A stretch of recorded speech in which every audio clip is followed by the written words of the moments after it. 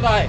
कितने कर्मचारी, कितने अधिकारियों को सस्पेंड कर दिया, कहीं ट्रांसफर कर दिया, कहीं इधर उधर भेज देते हैं। और बहुत से खुफिया एजेंसी में, पुलिस विभाग में जो खुफिया एजेंसी वाले यहाँ आए होंगे तो ध्यान से सुने, खुफिया एजेंसी वाले जो भी लोग रहते हैं वो भी गलत इंफॉर्मेशन देते हैं। मेरे बारे में बहुत सारे खुफिया एजेंसी वालों ने भी गलत इंफॉर्मेशन दिया, लेकिन मैं ऐसा व्यक्ति नहीं हूँ। मैं मानव प्रेमी हूँ, मैं इंसानियतवादी हूँ, मैं नैतिकतावादी हूँ। मैं किसी के साथ अन्याय होते नहीं देखना चाहता हूँ। मैं समाज के हर बेटे को हंसते हुए, आगे बढ़ते हुए देखना चाहता हूँ। समाज के बेटे कभी आप लोग देख रहे होंगे कि अभी हम लोगों ने इंदौर वालों को पैसे वाले बना दिए, सबको 5,000, 10,000, 7,000 कमरा भाड़ा दे देके। अगर यही पढ़ाई हमारे बड़वानी, खरगोन, झाबुआ में मिलती तो हम लोग यहाँ आने की क्या जरूरत थी? इतने पैसे कहाँ मिलते? अब उतना पक नहीं रहा खेतों में। तो ये चीज़ों पे भी हम लोगों का ध्यान है और आने वाले दिनों में अच्छा काम करेंगे। और ये 75 साल का जो अमृत काल बताते ना ये लोग, अमृत काल, ये अमृत काल में सबसे ज्यादा आदिवासियों की हत्या हुई है, आदिवासियों का शोषण हुआ है इस अमृत काल के दौरान। तो ये अमृत काल भले बोलते हैं, लेकिन मुझे तो ये अमृत काल जैसे लगता ही नहीं है। हमारे लोगों की बहुत हत्याएं हुई इस अमृत काल में। तो आप लोग इतने युवा यहाँ पे खड़े हैं, इसमें से कोई इंजीनियर बनेगा, कोई डॉक्टर बनेगा, कोई वकील बनेगा, कोई सिविल सर्विस दूसरी उसमें भी जाएंगे। तो हो सकता है आप लोग भी आगे जाओ तो समाज का जुनून लेके समाज के लिए काम करते रहना, और जो समाज के सच्चा बेटा होने का फर्ज अदा करना, यही मैं आप लोगों से मैं विनती करता हूँ। यही आप लोगों से आशाएं और अपेक्षा रखता हूँ। तो आज अभी टंटिया मामा का जन्मदिन है। आप लोगों को पता है, खंडवा से लगाकर यहाँ पाताल पानी तक बैलगाड़ी से लगातार 7 दिन तक समाज के लोगों ने पैदल चले थे। उसमें उस बैलगाड़ी में जवार के दाने थे और मुर्गे भी थे, बकरे भी थे। 7 दिन तक चलते रहे और यहाँ पाताल पानी में आके बकरे काटे थे। तब से चला आ रहा है ये। तो अभी हमारे जो पढ़े लिखे लोग अभी भूलते जा रहे हैं, लेकिन धीरे धीरे अभी पढ़े लिखे लोग भी आ रहे हैं। जब मैं पढ़ता था 2002 में, 2001 में, तब मैं इनकी बात करता था तो लोग हंसते थे। उस समय हम लोग बात करते थे, भीमा नायक बोले तो हंसते थे, टंटिया भील बोले तो हंसते थे। अभी उनको समझ में आया कि जिस लिस्ट में, गृह मंत्रालय के जिस लिस्ट में भगत सिंह, चंद्रशेखर आजाद, राजगुरु इनका नाम है क्रांतिकारियों में, उसी लिस्ट में इनका नाम भी है। लेकिन हमारे लोग गांव में इनका नाम लेने के लिए शर्माते हैं। स्कूलों में फोटो लगाने के लिए मास्टर पीछे हटता है, जबकि ये बराबर है, जबकि ये तो बाप है। इनके कारण पूरे देश के लोगों को जमीनें मिली है। कितना बड़ा व्यक्ति है जो अनपढ़ होके इतनी बड़ी लड़ाई लड़ी, और हम लोग तो पढ़े लिखे लोग हैं। बाबा साहेब के पीछे फोटो है। इन्होंने भी उस जमाने में कितने संघर्ष किया। खाना खाते तो दीवार की तरफ बैठ के स्कूल में खाना खिलाया जाता था उनको। पढ़ाई के लिए पैसे नहीं, कैसे गरीबी में पढ़े। आज हम लोगों के पास घर वाले सब सुविधा दे रहे, पैसे भिजवा रहे हैं, मोबाइल है, अच्छे कपड़े हैं। हम लोगों को तो 10वीं तक हमको जूते ही नहीं मिले।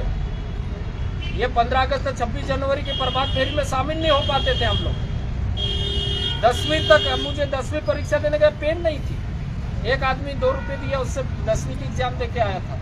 तब से हम लोगों ने सोचा था कि हम लोग पढ़ेंगे, कुछ हिस्सा अपनी नौकरी का कुछ हिस्सा समाज को देंगे, समाज के बेटे को देंगे। मैं जानता हूँ तुम लोग जितने भी यहाँ शहर में रहते हैं, कमरे पे रहते हैं, किसी के पास क्या रहता, कभी दाल नहीं रहती, कभी मिर्ची नहीं रहती। हमारे टाइम पे गैस, आपके टाइम पे तो गैस सबसे आ गया, हमारे टाइम पे स्टोव ही बोलते हैं, स्टोव ही था। हाँ, स्टोव से खाना बनाते थे हम लोग, पूरा काले हो जाते थे। अच्छा ये बताओ, यहाँ पे स्टोव से कोई खाना बनाता है? अभी नहीं बना, अभी कोई नहीं बनाता भैया, अभी कोई नहीं बनाता। बाकी पूरे गैस से। हाँ, देखो आधुनिकता की ओर जा रहे हैं अपन लोग, आधुनिकता का फायदा भी उठाएंगे। लेकिन आप लोग पढ़ो, गांव का नाम रोशन करो, घर वालों का नाम रोशन करो। और ऐसे निकले गली से तो घर वाले लोग दूसरे आपस में चर्चा करना चाहिए कि यार फलाने का लड़का या फलाने की लड़की हो जा रही है, यार पहले कैसे दिन थे उनके, आज देखो क्या बन गए। ऐसा बनने की कोशिश करना आप लोग। समाज सेवक भी बने तो अच्छे क्षेत्र में अच्छा काम करना, अधिकारी भी बने तो अभी समाज के लिए काम करते रहना, समाज को नहीं छोड़ना, क्योंकि हम लोग समाज है तो हम लोग हैं। अभी अपनी भाषा बोलने के लिए शर्माते हैं, अपना पहनावा पहनने के लिए शर्माते हैं, लेकिन अपना पहनावा पहन के हीरोइन वहाँ पे गोल्ड मेडलिस्ट बन जाती है, क्या हॉलीवुड बॉलीवुड टॉलीवुड हीरोइन जो पहनती है वो सुंदर दिखती है। हमारे कपड़े में कितने सुंदर लड़कियां दिखती है। तो हम लोग अभी ये रैली जा रही है, इनमें भी तमाम कर्मचारी अधिकारी होंगे, उनको कोई सस्पेंड नहीं करेगा, लेकिन हम आदिवासियों की रैलियां जाती है, जेएस का प्रोग्राम होता है, तो उसमें किसी समझदार व्यक्ति को कोई आनंद देना चाह रहा है, कोई पढ़ा लिखा व्यक्ति को आनंद देना चाह रहे हैं। ये बोलता है तो बोलता क्यों है, ये सिखाता है तो सिखाता क्यों है, केडर क्यों लेता है? केडर इसलिए लेते हैं, केडर एक जान होती है, जान। केडर के माध्यम से आप लोगों को एक जानकारी मोटी मिलती है, तथ्यात्मक बुनियादी बेसिकली जानकारी मिलती है, वास्तविकता क्या है, आदिवासी क्या है, आदिवासी का संवैधानिक अधिकार क्या है, हम लोग जानते हैं, आप लोग भी जानते होंगे। जब हम लोग थे तब तक आदिवासियों का जो संवैधानिक अधिकार राइट्स क्या है ये किसी को मालूम ही नहीं था। आज और जो कलेक्टर एसपी भी बनते हैं उन लोगों को भी वो चीज नहीं पढ़ाई जाती। 5वीं 6वीं अनुसूची क्या है तो उसमें इतना ही लिखा जाता था कि बता दिया जाता 5वीं 6वीं अनुसूची में जनजातीय प्रशासनिक उपबंध, बस इतना पढ़ के वो छोड़ देते थे, अंदर क्या है कोई नहीं बताते थे। इसीलिए वो अधिकारी हमारे जिले में आके भी है वैसे ही करते हैं, जो पढ़े ही नहीं तो क्या बताएंगे। लेकिन अभी जो अपन लोग पढ़ लिखे, आप बोल रहे अपन के 5वीं अनुसूची के अनुच्छेद 244 में ये है, 241 में ये है, 42 में ये है, 371 में ये है, ऐसे अभी अपन लोग बता रहे उनको। अनुच्छेद 275 में हमारा आदिवासियों का अलग बजट बनता है, ये सारी चीजें अपन बताते कि नहीं। तो ये सारी चीजें अपन लोगों को धीरे धीरे जानकारी होगी। और अभी ये सब इंस्पेक्टर की नौकरी छोड़ के आए हैं, अभी टीआई बनने वाले थे सर, तो अभी सर भी कुछ बात रखना चाहते तो रख सकते।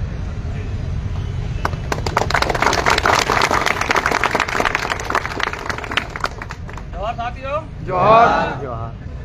आज हमारे भगवान टंट्या मामा भील की जन्म महोत्सव है और गणतंत्र दिवस है। आप सभी को उसकी शुभकामनाएं। और दादा के बारे में आपको बता दो कि दादा पुलिस विभाग में थे, कल तक थे, 25 तारीख तक थे, और इन्होंने अपने जीवन के 20 साल पुलिस विभाग में 20 साल सेवा दी है। और उस 20 साल में से भी 14 साल बालाघाट में नक्सलाइट क्षेत्र में जंगल में अपना परिवार छोड़ के सैकड़ों किलोमीटर दूर वहाँ पे जंगल में रहकर सेवा दी।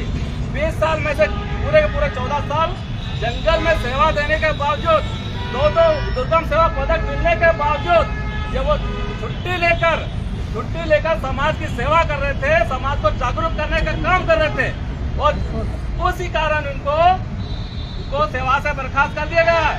25 जनवरी को उनको सेवा से बर्खास्त कर दिया गया है, जबकि पुलिस विभाग का मूल मंत्र है देशभक्ति जनसेवा। तो क्या गलत कर रहे थे क्या हमारे दादा, हमारे विक्रमाचार्य दादा, जो छुट्टी लेकर अपना निजी समय निकालकर लोगों को जागरूक करने का काम कर रहे थे, जन सेवा का काम कर रहे थे, देशभक्ति का काम कर रहे थे। आज क्योंकि ये आदिवासी समाज से जुड़े हुए हैं, आज उनको सेवा से बर्खास्त कर दिया गया।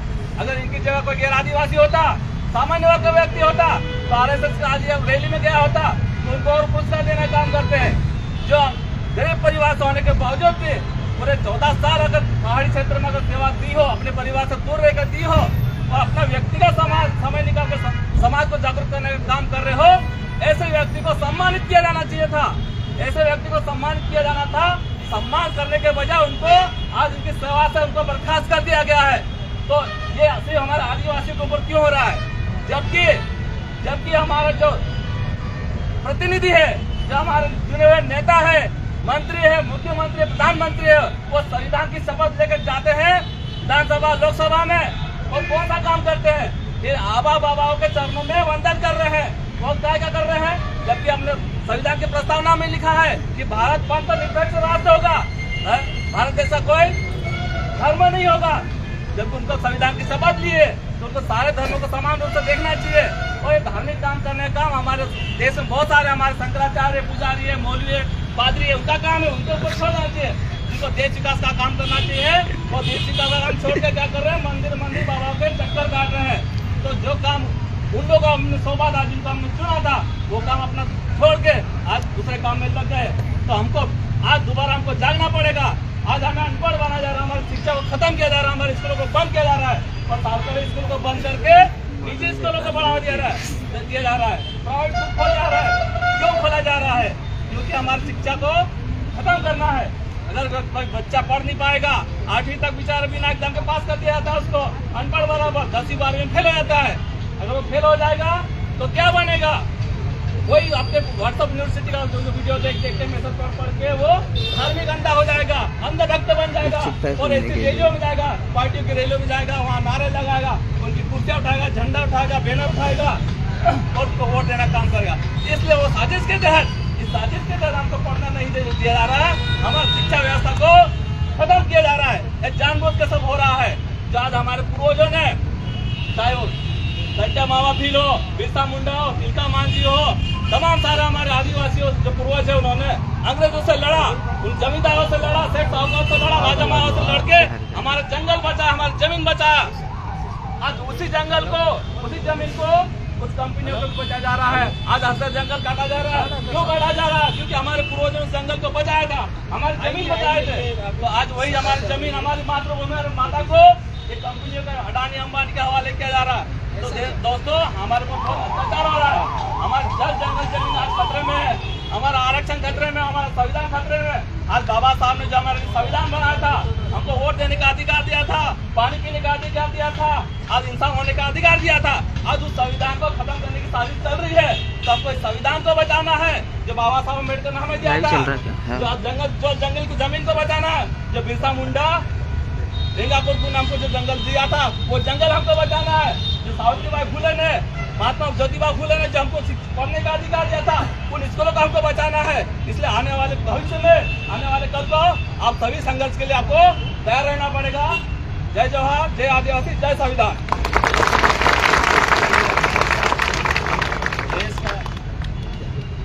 देश का राष्ट्रीय अध्यक्ष है इंजीनियर लोकेश मुजालदा जी, वो भी बात रखेंगे। एक बात मैं कहना चाहता हूँ कि इसमें जब अम्बेडकर जी को स्कूल भेजे थे उनकी मम्मी ने, तो बोला था कि बेटा ये मंदिर का रास्ता है, इस रास्ते पे जाएगा तो दुनिया का जो बनना चाहोगे वो बनोगे, लेकिन पीछे भाग के मत आना। चाहे जितनी दिक्कतें आए आप पढ़ना। आप लोग भी, हम लोग गरीब समाज के, हमारे ऊपर आवाज उठाने वाले नहीं है, हमारे पास पैसा नहीं है, ऐसे समाज के बेटे हैं। अच्छे पढ़ना, अच्छे रहना। तो मैं अब हमारे राष्ट्रीय अध्यक्ष जो है लोकेश मुजालदा, ये भी रात दिन मेहनत करते रहते हैं। कहीं हम लोगों पे आरोप लगते हैं, लेकिन ये कौन बोलता है कि कल सोए कि नहीं सोए, वहाँ तक गए तो तुम लोग कैसे गए, खरगोन जा रहे कैसे जा रहे, बड़वानी जा रहे कैसे जा रहे, कौन पूछ रहा है? लेकिन मेहनत कर रहे हैं। तो देश राष्ट्रीय अध्यक्ष लोकेश मुजालदा जी अपनी बात रखेंगे। सभी को जोहार, जोहार। टंट्या भील की जय, टंट्या भील की जय, बिरसा मुंडा की जय। साथियों, आज महामानव क्रांति सूर्य राष्ट्र मालिक भगवान टंट्या भील की जयंती है। आप सभी को बहुत बहुत बधाई। साथ ही साथ आज 26 जनवरी भारत का संविधान लागू हुआ था, उसी का गणतंत्र दिवस है, उसकी भी बधाई। अभी आप लोगों ने जयस के संस्थापक, इस पीली क्रांति के जनक आदरणीय विक्रमाचार्य दादा को सुना। आपने अभी एसआई की नौकरी छोड़कर आए हमारे बड़े भाई बिलर सिंह जमरा जी को सुना। इनका एक दर्द है समाज के प्रति। ये चाहते हैं कि हम तो नौकरी लग गए, लेकिन हमारे समाज का जो तबका है, जो पढ़ लिख नहीं पा रहा है, जो किसानी कर रहा है, जो मजदूरी कर रहा है, उसको भी उसका अधिकार मिले। इसकी लड़ाई लड़ते हैं और इसकी लड़ाई लड़ते लड़ते विक्रमाचार्य दादा को आज कल रिटायरमेंट दे दिया गया। लेकिन ये तो संघर्ष है, हमारे पुरखे भी संघर्ष किए थे, हम भी संघर्ष करेंगे और संघर्ष करते हुए जीत को हासिल करेंगे। जिस प्रकार से हमारे टंट्या भील अंग्रेजों से लड़े थे। आप सभी पढ़े लिखे युवा साथी है, आप सभी को पता है आपके हिस्से में नौकरी कहाँ से आई, पता है? आपके हिस्से में जो नौकरी आई, जो आरक्षण आया, वो कहाँ से आया, पता है क्या आपको? आपने एक चीज पढ़ा होगा कि जब अंग्रेजी शासन काल था, जब ब्रिटिश गवर्नमेंट थी, तब आदिवासी क्रिमिनल ट्राइब था। ये पता है आपको? आदिवासी पैदाशी अपराधी था। अगर आदिवासी के घर में बच्चा भी जन्म लेता था तो वो एक दिन का बच्चा भी अपराधी हुआ करता था।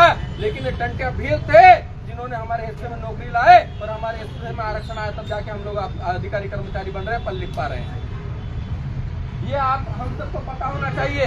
जब अंग्रेजी फौज हमारे क्रांतिकारी को पकड़ नहीं पा रही थी, टंटिया भील को पकड़ नहीं पा रहे थे, तो टंटिया भील ने कहा था मुझे पकड़ना है तो मेरी कौम के लोगों को आपकी सेना में भर्ती करना पड़ेगा, तब आप मुझे पकड़ पाएंगे।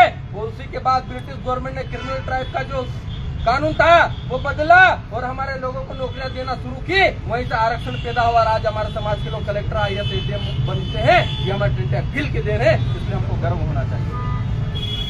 क्योंकि अगर ये टंटिया भील नहीं होते तो आज भी हम शोषित हो रहे होते, आज भी हमको पढ़ने लिखने का अधिकार नहीं होता।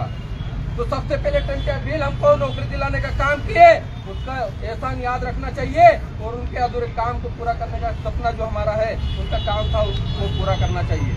आज जगह जगह पे डीजे बज रहे हैं, कह रहे हैं हम जिएंगे और मरेंगे ए वतन तेरे लिए, और उसी वतन की रक्षा करने वालों को सस्पेंड कर देते हैं, उसी वतन की रक्षा करने वालों को जेलों में डाल देते हैं, उसी वतन की रक्षा करने वालों को ट्रांसफर कर देते हैं।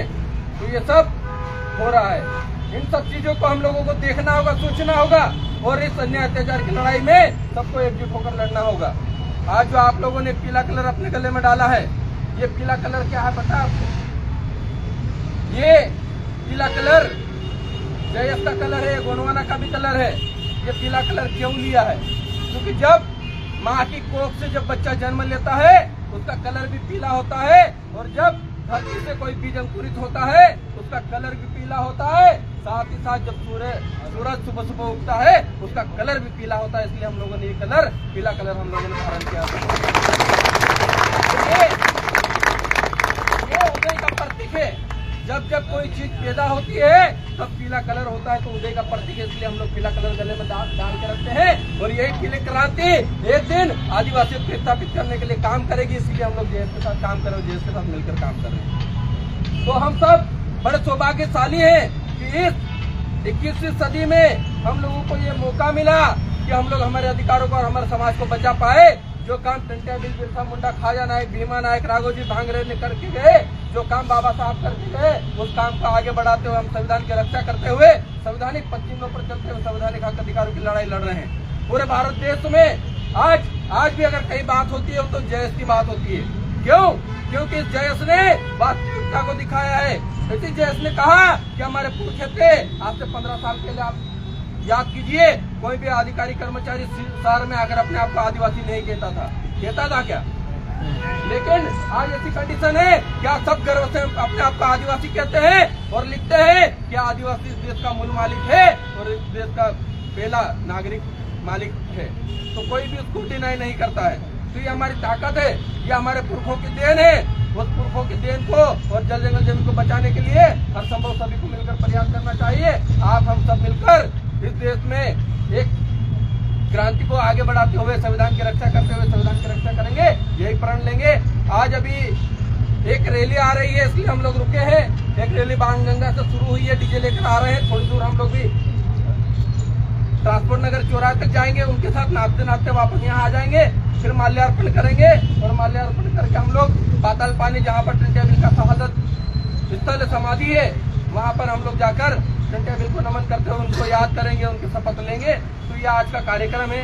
अभी जब तक रैली आती है तब तक आप में से भी कोई साथी जो अपने विचार रखना चाहते हैं, जो अपने विचारों को युवाओं तक पहुँचाना चाहते हैं, वो आके अपनी बात रखें, ताकि युवा बोलना भी सीखे और युवाओं को एक कॉन्फिडेंस आए बोलने का, डरे भी नहीं। तो आप सभी भी अपनी बात रखें। इसी के साथ मैं अपनी बात को समाप्त करता हूँ।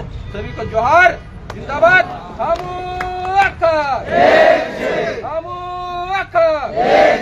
लड़े